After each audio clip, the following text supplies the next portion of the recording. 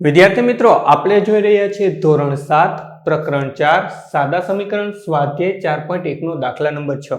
Total 4 દાખલા છે. હકીકતે આ દાખલા જ નથી, આ જે છે એમાં આપણે ખાલી સમીકરણ મેળવવાનું છે. પણ 4.3 જે છે એનો ત્રીજો દાખલામાં તમને આ સેમ રકમ દેખાશે, ત્યાં તમારે આના દાખલા ગણવાના રહેશે. હવે આ સમીકરણ જે છે એ ટોટલ 4 ના મેળવવાના છે. બોર્ડ ઉપર 2 ની જ રકમ છે, બાકીના 2 પણ આપણે આ જ વિડીયોમાં ગણવાના છે. તો ચાલો વિડીયોની શરૂઆત કરીને એ પહેલા તમે જો જ્ઞાન વિશ્વ ઉપર નવા છો અથવા તો હજી સુધી જ્ઞાન વિશ્વને સબસ્ક્રાઇબ નથી કરી, નીચે આપેલા સબસ્ક્રાઇબ બટનને ક્લિક કરો, બાજુનો બેલ આઇકન પણ દબાવો.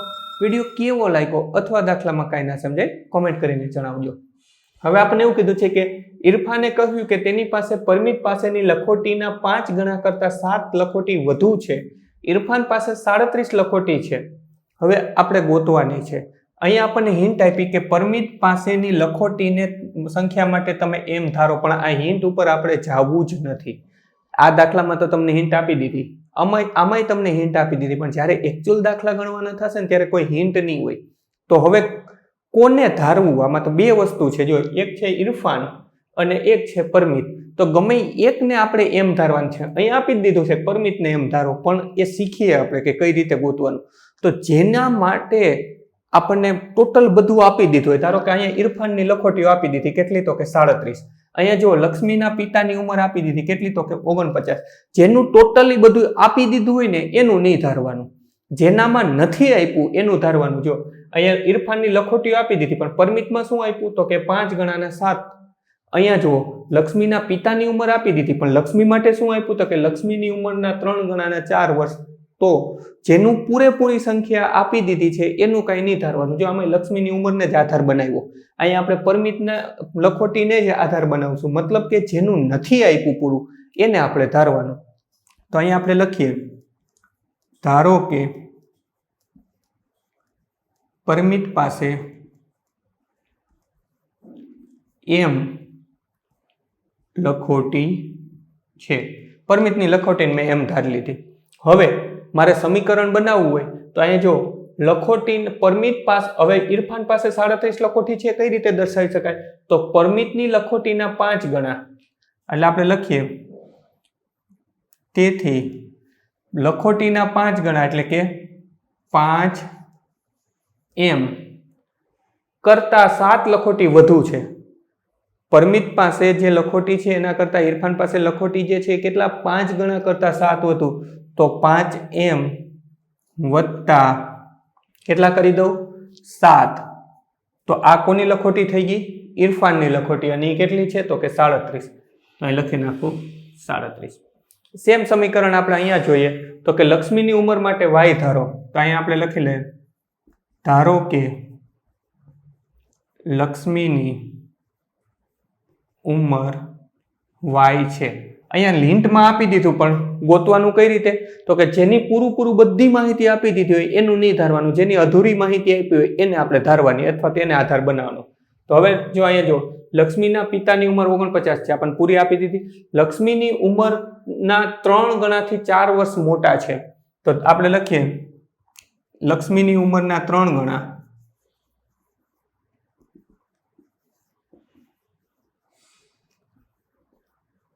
તો તેથી શું થશે? લક્ષ્મીની ઉંમર કેટલી છે? તો કે y. એના 3 ગણા કેટલા છે? તો કે 3y. થી કેટલા વર્ષ મોટા છે? 4 વર્ષ મોટા છે.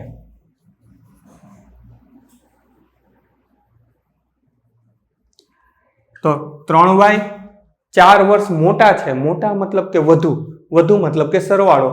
તો 3y વત્તા 4 બરાબર એના પિતાની ઉંમર આપણને ઓલરેડી આપી દીધી છે, કેટલી? તો કે 49. આમાં ખાલી સમીકરણ જ મેળવવાનું હતું. આના પછીના દાખલાઓ જ્યારે ગણશું ત્યારે આપણે 4.3માં જ્યારે ત્રીજો દાખલો ગણશું ત્યારે રકમો તો આ 2 સેમ જ મળશે, પણ એમાં આપણે દાખલો પણ ગણવો પડશે. વિડીયોને પોઝ કરી બંને સમીકરણ તમારી નોંધપોથી ઉતારી લો, ત્યાર પછી વિડીયો ચાલુ રહેવા દેજો. હજી આવા 2 સમીકરણ આપણે ગણવાના છે. વિદ્યાર્થી મિત્રો, પહેલો અને બીજો જોયા બાદ ત્રીજો અને ચોથો દાખલો જોઈએ. આમાં પણ આપણે સમીકરણ જ મેળવવાનું છે.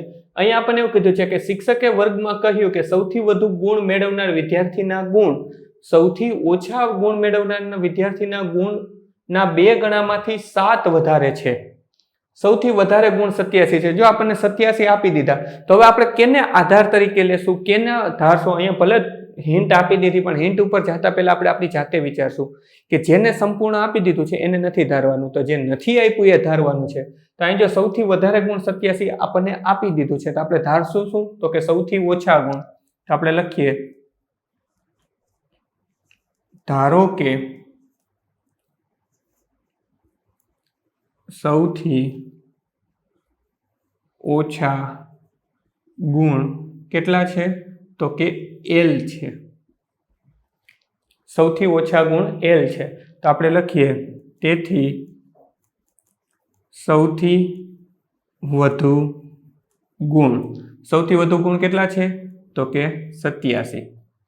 આપણને આપી દીધું, તો આપણે લખીએ, તેથી સૌથી વધુ ગુણ બરાબર આપણે અહીંયા આપણને હવે આપણે સમીકરણ ઉપર આવીએ.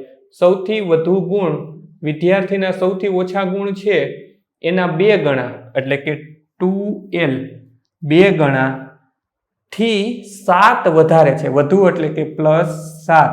પણ અહીંયા તો આપણને સૌથી વધુ ગુણ કેટલા આપી દીધા? 87. તો આપણે સમીકરણ આ રીતે લખી શકીએ, 2L + 7 બરાબર 87. તો આ થઈ ગયું આપણું સમીકરણ. ત્યાર પછી જઈએ કે એક સમદ્વિબાજુ ત્રિકોણમાં શિરોબિંદુ કોણ એ આધાર કોણ કરતા 2 ગણો છે. તો સમદ્વિબાજુ ત્રિકોણ એટલે શું? તો કે જેની 2 બાજુ સરખી હોય, આ 2 બાજુ સરખી હોય એને સમદ્વિબાજુ ત્રિકોણ કહેવાય. અને આમાં આ 2 ખૂણાઓ પણ કેવા હશે? તો કે સરખા. આધાર કોણ કરતા 2 ગણા છે. આધાર કોણનું માપ b ધારો. યાદ રાખો કે ત્રિકોણના ત્રણેય ખૂણાનો સરવાળો 180 અંશ છે. તો આપણને જે આપ્યું ને એ પહેલા લખી લઈએ. ત્રિકોણના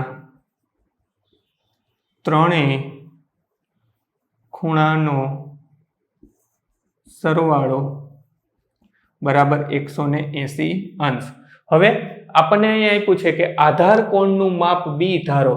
તો આપણે આધાર કોણ એટલે શું? તો કે નીચેના જે આધાર પાયોના ખૂણા છે. તો આપણે લખીએ, ધારો કે આધાર કોણ b છે. એટલે આ શું થઈ ગયું? તો કે b. હવે આપણને આગળ કંઈક કીધું છે, શિરોબિંદુ કોણ એ આધાર કોણ કરતા 2 ગણો છે. તો આપણે લખીએ, તેથી શિરોબિંદુ કોણ બરાબર 2b. શા માટે 2b? તો કે આપણને એવું કીધું આધાર કોણ b છે, શિરોબિંદુ કોણ એ આધાર કોણ કરતા 2 ગણો છે, એટલે કે 2b.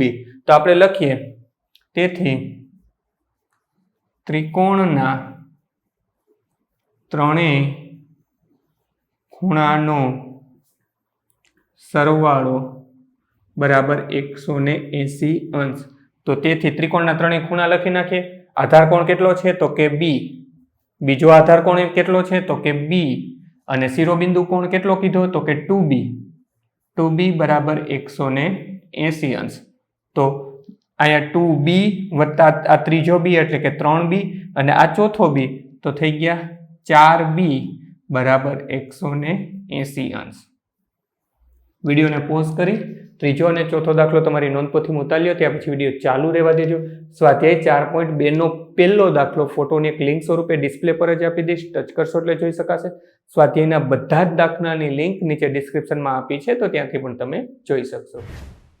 બાળ મિત્રો, વિડીયો જોવા માટે ખૂબ ખૂબ આભાર. આ વિડીયોને લાઈક કરો. જો હજી તમારા મિત્રો સાથે આને શેર ના કર્યો હોય તો આ વિડીયોને શેર કરજો. અને મારી આ ચેનલને કે જ્ઞાન વિશ્વને સબસ્ક્રાઈબ કરવાનું ભૂલતા નહીં. ચોક્કસથી આ ચેનલને તમે સબસ્ક્રાઈબ કરજો. Thanks for watching. ફરી મળશું બીજા વિડીયોમાં.